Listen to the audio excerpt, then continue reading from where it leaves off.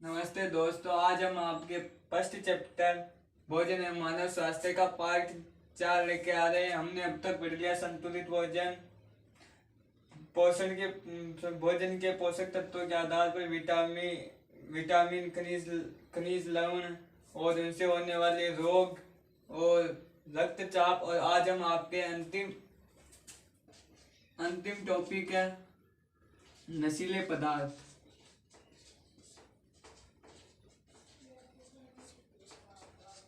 आप सब जानते हो कि हमारे दैनिक जीवन में आपने हमारे आसपास देखा होगा कि लोग अपने आनंद के भ्रम उत्पन्न की दृष्टि से कई लोग नशीले पदार्थों का सेवन करते हैं।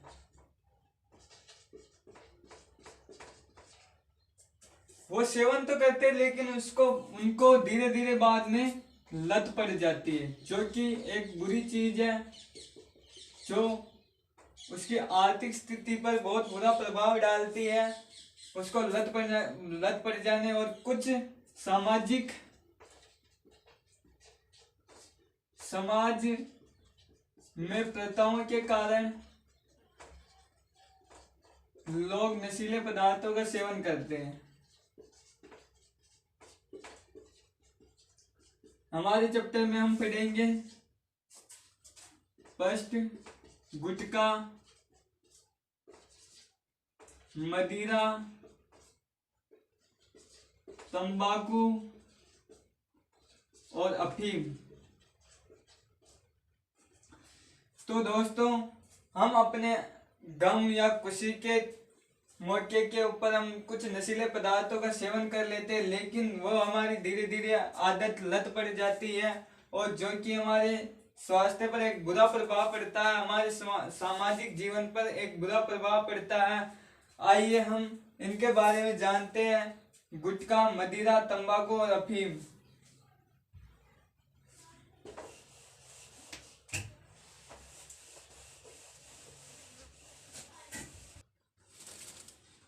पढ़ते हैं हम फर्स्ट गुटखा। हम सभी जानते हैं कि वर्तमान समय में गुटखा हमारे हर गली, हर बच्चे, हर महिला के पास पहुंच जाता है। हमारे गांव में या शहरों में कहीं भी आज गुटखे का खुलकर प्रसार हो रहा है। इसमें कत्था प्लस कुछ मिश्रण, खुशबूदार धातुएं,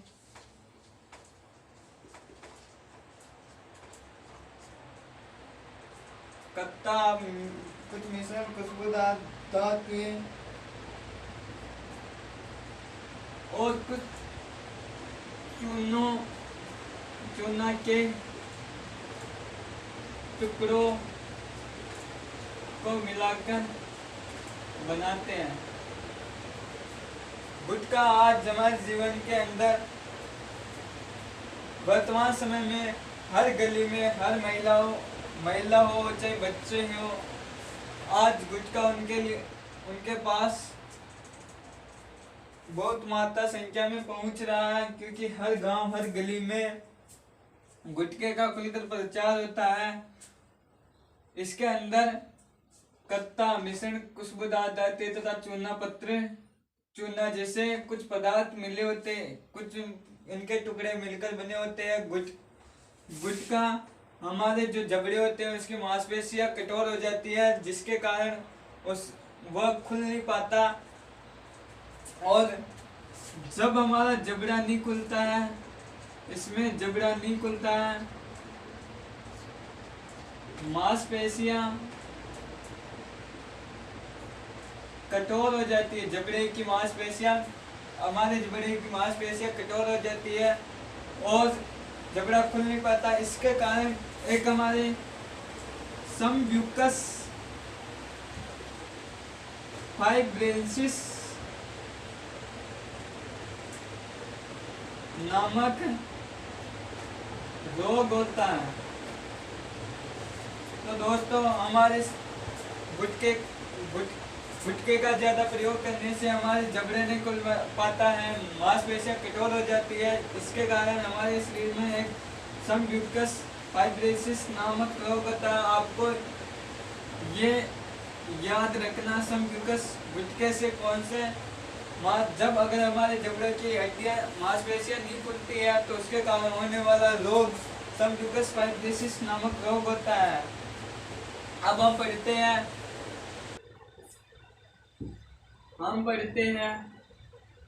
सेकंड नंबर तंबाकू।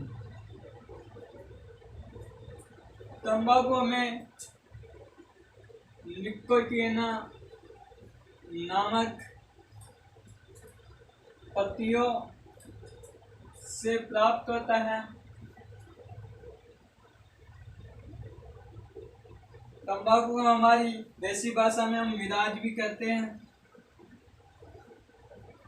इसको हम चिल्लम, हुक्का और गांजा के रूप में भी प्रयोग करते हैं तथा इसमें कुछ लोग तंबाकू का सेवन सूंघकर भी करते हैं। तो हम तंबाकू सोलेनेसिस कुल पादप की पत्तियों में निकोटीन नामक पत्तियां पाई जाती है। उसके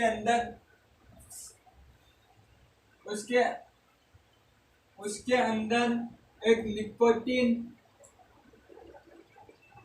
नामक एल्केलॉइड पाया जाता है। इसके अंदर निकोटीन नामक एल्केलॉइड पाया जाता है जो कि इसके सेवन का प्रमुख कारण बनता है। ये हमारे शरीर में बहुत ज्यादा नुकसानदायक होता है। इसके अंदर जो ये निकोटीन नामक एल्केलॉइड पाया जाता है ये हमारे कैंसर रोगजनक जैसे मसूड़ों, दांतों तथा हमारे शरीर के किसी भी अंग के अंदर कैंसर रोग उत्पन्न कर सकता है। पहला कैंसर रोग उत्पन्न कर सकता है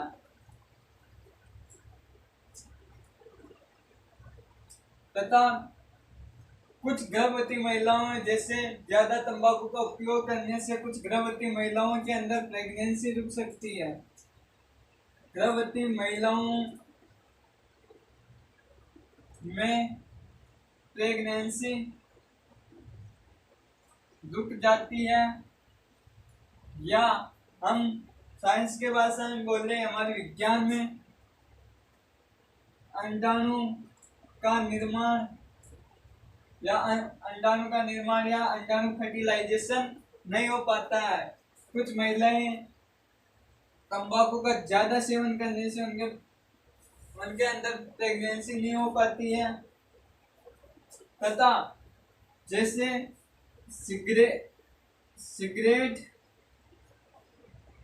बीड़ी आदि नशीले पदार्थों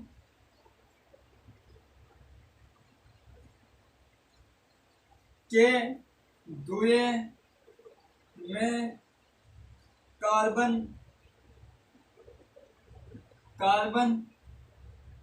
मोनोऑक्साइड नामक जहरीली गैस के कण होते हैं।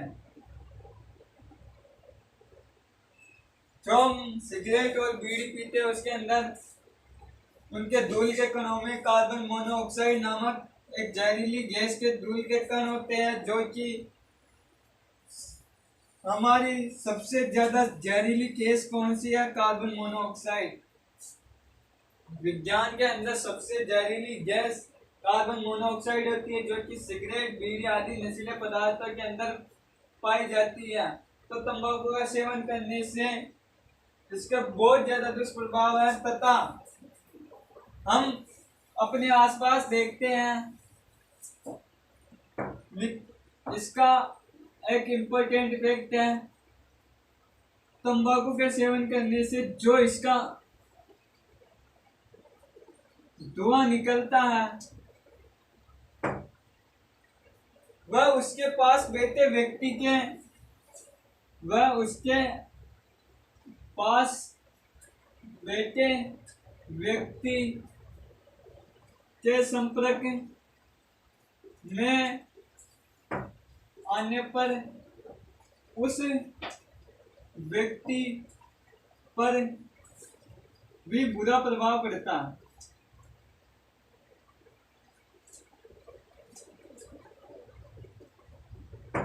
तो इसका उसी आदमी पे प्रभाव नहीं पड़ता, इसका प्रभाव उसके पास बैठा हुआ व्यक्ति को अगर सिगरेट पी रहा, बीड़ी पी रहा या कुछ नशीले पदार्थों का सेवन कर रहा है तो उसके पास बैठे व्यक्ति पर भी प्रभाव पड़ता है। इसी कारण हमने आसपास हमारे स्कूलों में, सार्वजनिक कॉलेजों में, सार्वजनिक स्थानों पर देखा होगा, सार्वजनिक स्थानों से 100 मीटर की दूरी पर या 200 मीटर की दूरी पर से गुटखा, तंबाकू आदि पदार्थों पर, नशीले पदार्थों पर प्रतिबंध लगाया गया।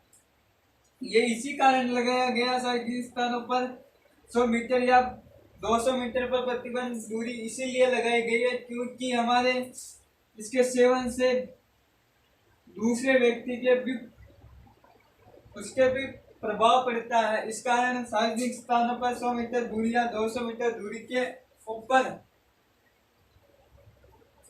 सरकार ने नशीले पदार्थों पर प्रतिबंध लगा दिया। हम आगे बढ़ते हैं।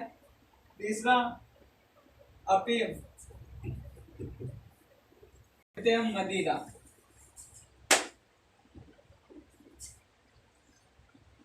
मदिरा, शराब।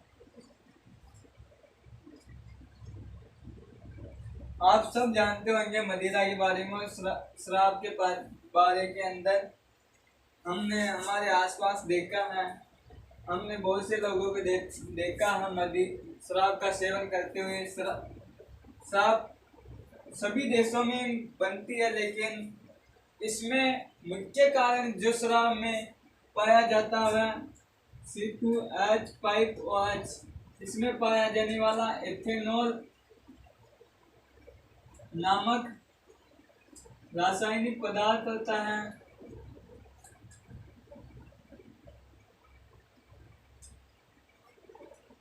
जो कि शरीर पर बुरा प्रभाव डालता है।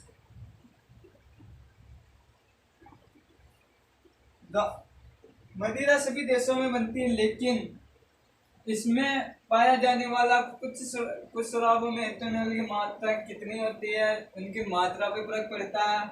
इसलिए शराब के अंदर जो एथेनॉल नामक रासायनिक पदार्थ मिलाया जाता है, ये पदार्थ हमारे स्वास्थ्य पर बहुत बुरा प्रभाव पड़ता है। इसके बुरे प्रभाव हमारे उस व्यक्ति की सामाजिक प्रतिष्ठा भी खो सकता है, सामाजिक प्रतिष्ठा खो सकता है तथा उसकी आर्थिक स्थिति कमजोर हो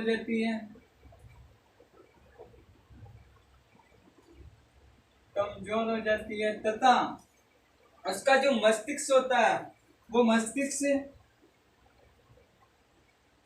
उस समय कार्य करना बंद कर देता है तथा सोचने समझने की क्षमता बंद हो जाती है। जब हम अल्कोहल नामक रासायनिक पदार्थ का सेवन करते हैं तो हमारे मस्तिष्क में उस समय हमारा मस्तिष्क कार्य करना बंद कर देता है तथा हमें कभी हमारे शरीर के अंगों पर नियंत्रण नहीं रहता है, जिसके कारण व्यक्ति की दुर्घटनाओं का प्रमुख कारण भी यही है। हमने देखा है शरीर के अंगों, अल्कोहल हमारे सबसे जो मेन है वो हमारे यकृत को प्रभावित करता है। यकृत, मानव शरीर के यकृत जिसे हम फेफड़े कहते हैं, उनको प्रभावित करता है। ये शरीर के अंगों पर नियंत्रण नहीं रख पाता, जिससे व्यक्ति हिलता डुलता हुआ चलता है, या वो कभी कोई साधन या मोटरसाइकिल चला रहा है तो उसकी सड़क दुर्घटना भी हो सकती है, तथा ये हमारे यकृत को प्रभावित करता है, तथा हमारे प्रोटीन कार्बोहाइड्रेट का संश्लेषण नहीं हो पाता, तथा वशीय यकृत को प्रभावित करता है। तो बच्चों आज इतना ही। अब आपका लास्ट टॉपिक रहा खाद्य पदार्थों में मिलावट, उसको हम कल पढ़ेंगे, और पूरे फर्स्ट चैप्टर का आपको पीडीएफ में इनके नोट्स मिल जाएंगे। आप इसको वापस बैकवर्ड करके आगे करके इनको वापस समझ सकते हो। अगर आपको समझ में नहीं आए तो आप निसंकोच होकर मेरे व्हाट्सएप पीडीएफ नंबर है, उसके अंदर व्हाट्सएप नंबर है, उस पर आप मैसेज कर सकते हो। मैं आपके नोट्सों का पीडीएफ बना रहा हूँ। कल हमारा ये चैप्टर पूर्ण हो जाएगा। धन्यवाद।